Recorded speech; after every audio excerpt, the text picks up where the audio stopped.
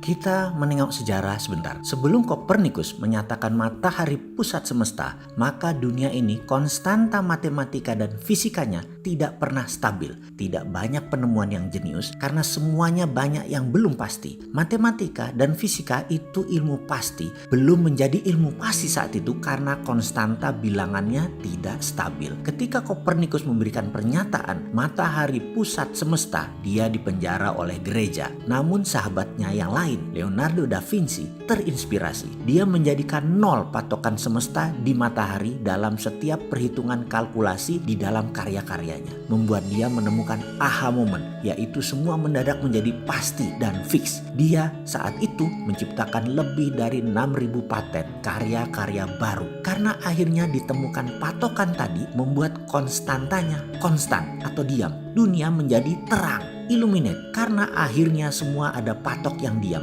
Jarak matahari itu menjadi kunci ketika matahari dijadikan patok awalnya dan diam. Sejak saat itu teori gravitasi Newton, Principia of Mathematica tercipta. Satuan jarak, satuan waktu, satuan panas, gravitasi mendadak menjadi terukur. Semua free thinker menjadi bergairah. Dunia teknologi permesinan berkembang dengan cepat sejak saat itu hingga puncaknya adalah revolusi industri di Eropa. Eropa mengalami zaman keemasan manusia kedua sejak zaman keemasan pertama periode Socrates, Plato yang penuh dengan kedamaian dan karya tinggi umat manusia. Di Timur Tengah berbarengan dengan itu juga kemajuan ilmu tadi membawa Islam juga dalam zaman keemasannya karena teknologi dan pendidikan. Revolusi industri Eropa tadi akhirnya melahirkan penjajahan atas negara yang belum berteknologi namun kaya sumber daya alamnya. Atas nama kemakmuran negara industri itulah penjajahan terjadi. Lalu ada sebuah wilayah yang makmur yang menjadi incaran negara teknologi itu di abad pertengahan.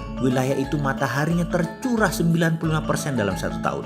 Sumber airnya banyak dan memiliki pegunungan vulkanik dan tektonik yang panjang yang setiap saat memuntahkan sumber pupuk yang subur. Penduduknya bercocok tanam dan nelayan. Pelautnya handal, pertaniannya sudah mengikuti musim serta sistem irigasi yang mumpuni dan juga punya budaya kesenian yang tinggi. Jika sahabat ingin tahu tingginya sebuah peradaban, lihatlah seninya. Eropa di masa jayanya, zaman Renaissance, alat musiknya terbuat dari senar, kayu bahannya. Biola, harpa, piano, drum juga dibungkus pakai kulit binatang. Bangsa Cina dengan kecapi, senar, suling. Lalu Timur Tengah ada rebana, gendang, India, suling, sitar, kayu, dan senar. Namun bangsa makmur yang namanya Nusantara telah menggunakan logam sebagai alat musiknya berupa gong, gamelan, berbahan logam dengan nada pentatonik yang unik, tembaga, suasa atau mas muda, dan banyak lagi unsur logam yang digunakan dalam alat musik tradisional Nusantara.